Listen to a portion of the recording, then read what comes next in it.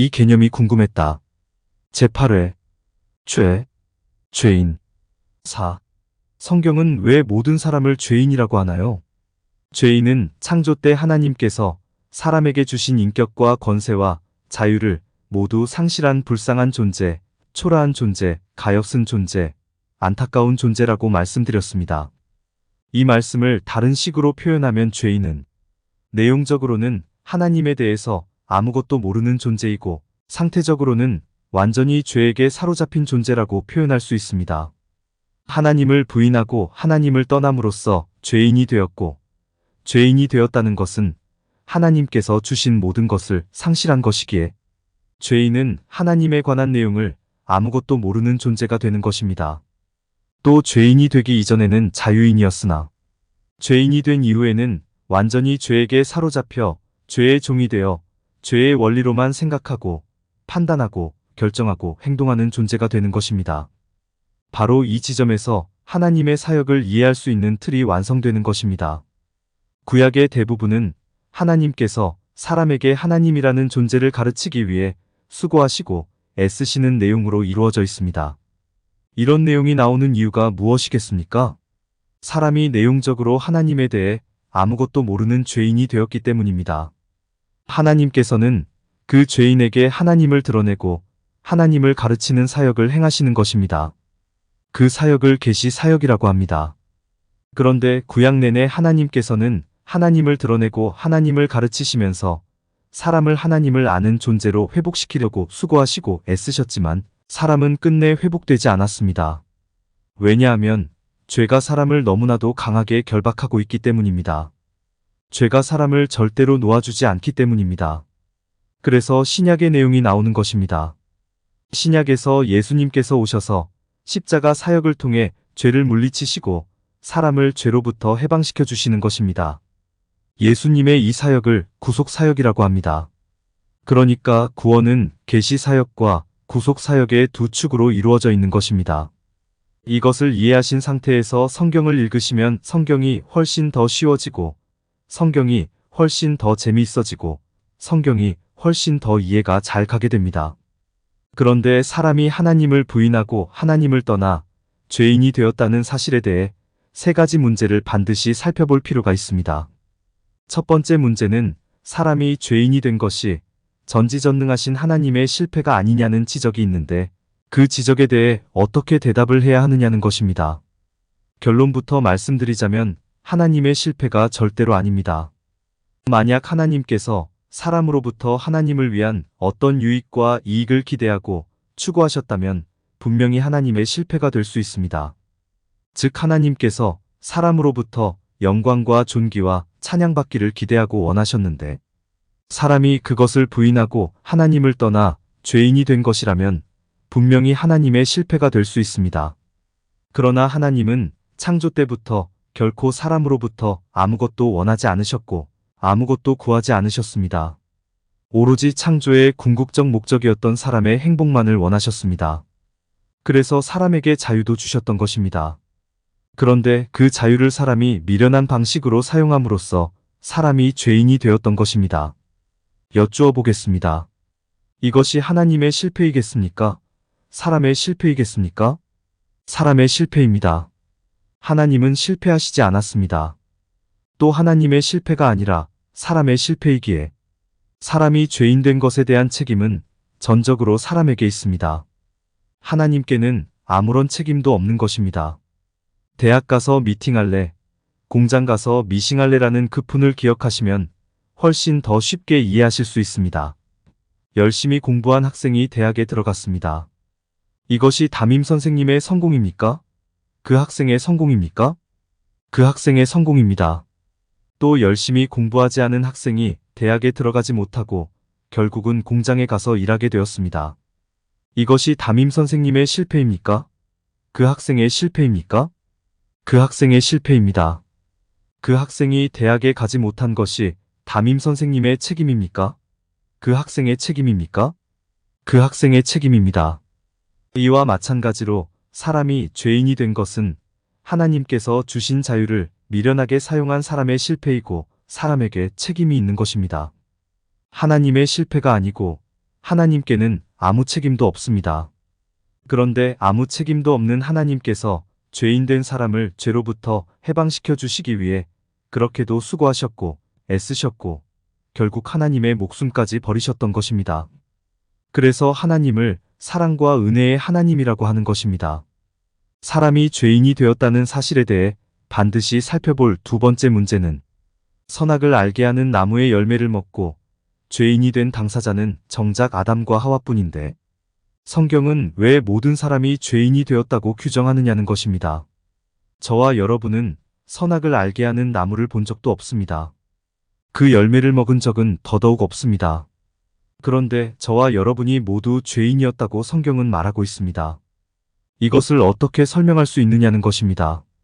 결론부터 말씀드리자면 아담의 범죄는 아담 개인의 죄가 아니라 모든 인류, 즉 모든 개인의 범죄라는 사실입니다.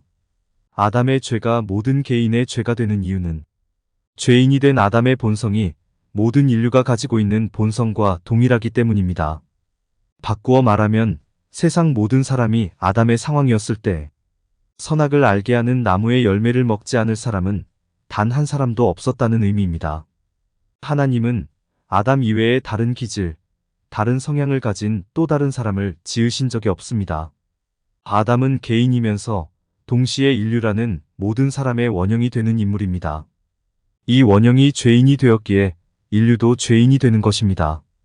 아담이 지은 죄를 모든 사람이 유전적으로 물려받았다는 의미가 아니라 아담이 하나님으로부터 지음받은 인류의 대표이듯이 아담이 죄인의 대표도 된다는 의미입니다. 여기서 우리가 꼭 한 가지 생각해 보아야 하는 게 있습니다. 아담 한 사람으로 인하여 모든 인류가 죄인이 되었다고 했는데 그렇다면 구원은 누구를 대상으로 하느냐는 것입니다.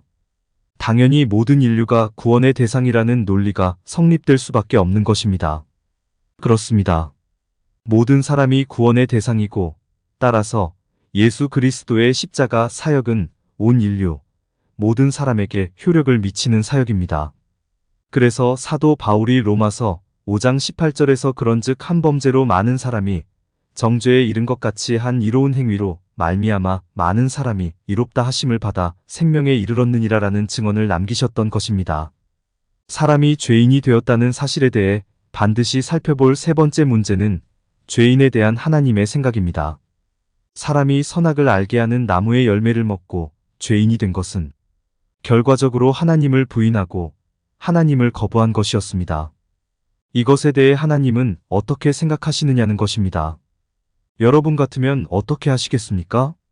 아마 가만두지 않으실 것입니다.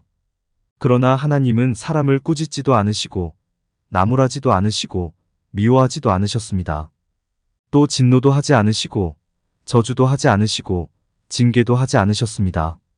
사람이 죄의 종이 되어 죄의 지배를 받는 존재가 되었다고 해서 하나님은 사람을 결코 버리시지 않으셨습니다. 오히려 하나님은 죄인된 사람을 안타까이 여기시고 불쌍히 여기시고 가엾게 여기셨습니다. 죄인된 사람을 창조 때의 사람으로 회복시켜 주시기 위해 수고하시고 애쓰셨습니다. 그래서 사랑의 하나님이시고 그래서 은혜의 하나님이시고 그래서 구원의 하나님이 되시는 것입니다. 실제로 그러셨는지 확인해 보겠습니다. 아담과 하와가 하나님을 떠나서 죄인이 되자 가장 먼저 나타나는 현상이 하나님에 대한 두려움이었습니다.